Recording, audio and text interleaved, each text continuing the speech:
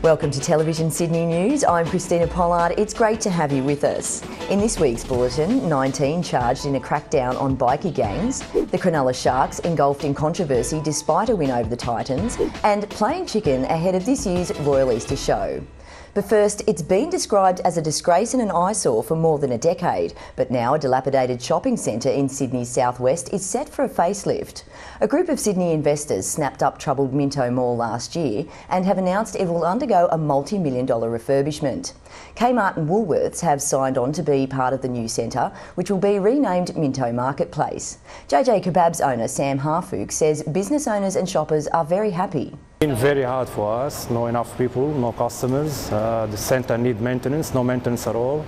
So we're very happy now someone bought the centre and it's going to be very good. The new owners hope the makeover, which should be completed by the end of the year, will distance the mall from its checkered past. We've been waiting for a long time, like every year. Maybe next Christmas, maybe next Easter, maybe. So finally, I hope so. We'll wait and see. 19 people have been charged and drugs, firearms, explosives and counterfeit cash seized after police raided Western Sydney properties linked to the Hells Angels, Rebels and Comanchero bikie clubs this week. Police raided houses at South Wentworthville, Borkham Hills, Greystanes, Wetherill Park, Fairfield West and Kemps Creek during the dawn searches. Conducted by more than 350 officers, police say the raids will lead to even more charges. High-ranking members of the Comanchero and Hells Angels bikie gangs were charged. A 34-year-old Greystanes man, who police alleged was a member of the Comanchero gang, will appear in court in May, charged with habitually consorting with gang members. A 57-year-old member of the Hells Angels was charged with drug offences and selling firearms over an alleged deal to supply 50 Glock pistols. A 33-year-old Greystanes man, a 25-year-old Wentworthville man and a 35-year-old Chester Hill man were charged with dealing drugs. They are all denied bail and will appear in court in the next 2 months. Officers in Strikeforce Alistair secretly recorded more than 500,000 phone calls as part of an ongoing investigation into organised crime. The day before, officers had seized illicit drugs with a street value of $6 million, as well as numerous pistols and rifles, a machine gun and a hand grenade. Despite winning their first round against the Titans last weekend, the Cronulla Sharks remain engulfed by the controversy sparked by revelations from the Australian Sports Anti-Doping Agency. Sharks chairman Damien Irvine stepped down on Wednesday after last week's dramatic sacking of the club's football manager, doctor, physiotherapist and trainer. Irvine has been replaced by board member and former Sharks player Glenn Coleman.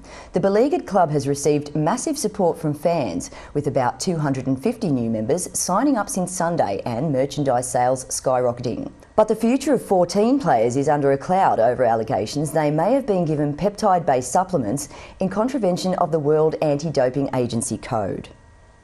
A review of bus routes, road improvements and the realignment of stations form part of the state government's response to the North West Rail Link's community submissions. The Rail Link's second environmental impact statement covered its design and operation, commuter car parking and transport interchanges, with more than 300 people having their say about the project.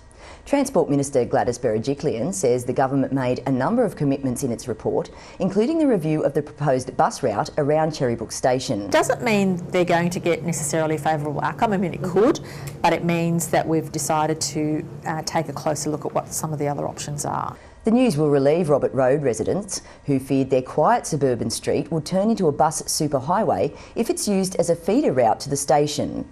The government will also widen Balmoral Road at Kellyville to 2 lanes and realign the design of Bella Vista Station.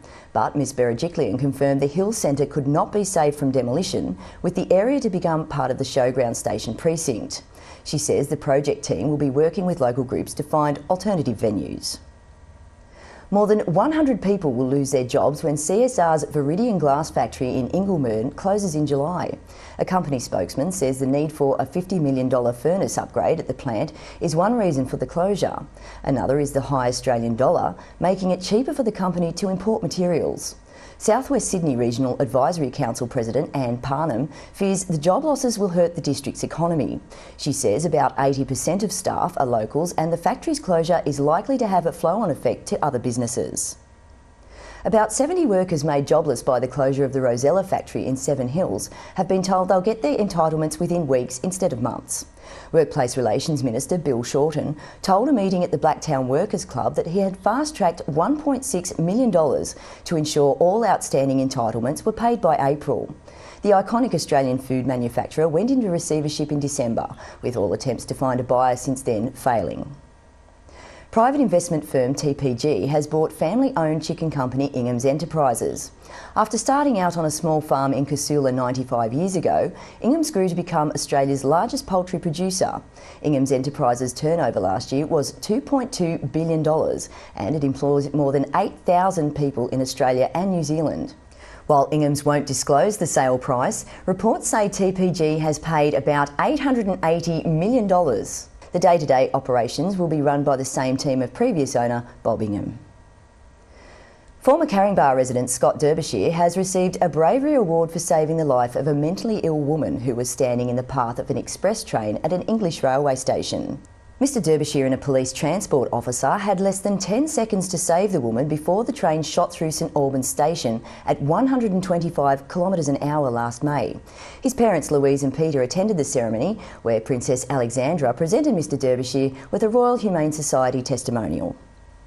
Simon and Lisa Thomas have ridden their motorbikes through 77 countries and now they've rolled into Western Sydney. The couple have travelled 425,000 kilometres, raising money for 3 charities through the sale of photos. We were going to leave for 14 months. We never in our wildest imaginings thought that a decade later we'd still be living in a tent, riding motorcycles and being amazed by the world. But that's where we're at. Their goal while in Australia is to beat 2 Guinness World Records and they've already smashed 5. The couple will talk about their journey at Resolution Fitness for Life in Dural on March 22. A local sports club has rallied behind a Kellyville toddler suffering an extremely rare medical condition.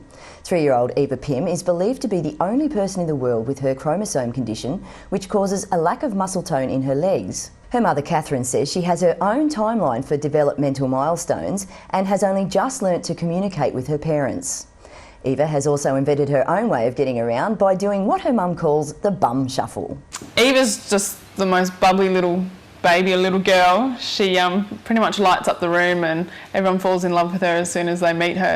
Recently, the Pyms found out a $10,000 per year growth hormone treatment that Eva needs to be able to walk won't be government funded. To help ease their load, Mr Pym's former teammates at Beecroft Rugby Club have organised a fundraiser at the Northwest Crown Plaza. Saturday night Eva on the 20th of April will help fund Eva with her early intervention that she misses out with the funding through Better Start. A 6-metre shipping container full of goods donated by the Fairfield community for the victims of Cyclone Evan is on its way to Samoa. The cyclone pounded Samoa in December, prompting Fairfield East couple Apulu and Leslie Patea, who were visiting Samoa, to take action. Back in Sydney, they've been overwhelmed by the community's generosity, with Cabra Vale Diggers Club donating more than $500,000 to fund the shipping container, as well as lounges and chairs. And in sport, international and Olympic rowers have arrived in Penrith ahead of the Sydney International Rowing Regatta and World Rowing Cup next week. Estonian teammates Kaspar Timusu and Alea Raya say they've been making the most of their first time in Sydney. We went surfing, we went golfing, and tomorrow we're going to see rugby league as well. So Australia is really amazing. But it hasn't been all about sightseeing for the Olympians, who have been training hard on the Nepean River. And despite having to adjust to the hot conditions, they're confident they'll race well. Yeah, of course, we always try to win, and we hope we do so. The duo's looking forward to competing at the Regatta Centre in Penrith and hope to see local rowers race during the events. Touch football player Ashley Quinlan has the world at her fingertips. 18-year-old Quinlan went to the Hill Sports High as a netballer before switching to touch footy. She's played at state and national level and was a member of the Australian Women's Open team that beat the Kiwis. Her next aim is the 2015 Touch Football World Cup hosted by Australia, then Rio de Janeiro in 2016 and Los Angeles in 2019. After receiving a backlash to the proposed lingerie gridiron league, the sport's American backers have dressed it up and rebranded. 2 girls from the Blacktown area have thrown themselves into the new Legends Football League and are in training for the inaugural season's launch. Woodcroft resident Bonnie Gillespie and Rosemary Wilson of Seven Hills have taken up the challenge and are trialling for the state squad. And while some women might wilt at the idea of crashing into others at high speed, these two relish the prospect. I have 5 brothers. I got the rugby background, 10 years of it, and I just wanted more. I wanted something new, and it's contact. It's right up my alley. New South Wales Legends Football League coach TEREN says his charges are being put through a Spartan regime of training in preparation for the sport's physicality. Hard is an understatement when it comes to the way that these girls are training at the moment. There's this very dedicated core group of women. We've got 28 in the train-on team at the moment. They're all on very specific lifting programs, which focuses a lot towards football, sprinting programs. I have sprint coaches. They're all eating right. At this stage, the New South Wales team will play in a national competition against Melbourne, Perth and Brisbane. And finally, Prairie Wood High School students have learnt the art of raising chickens for this year's Sydney Royal Easter Show. The students are getting ready for the Meat Bird Pairs competition, which gives them the chance to have a real barnyard experience by raising chicks over 6 weeks. Each school enters 2 of its best chickens for judging at the show's Steggles Poultry Pavilion.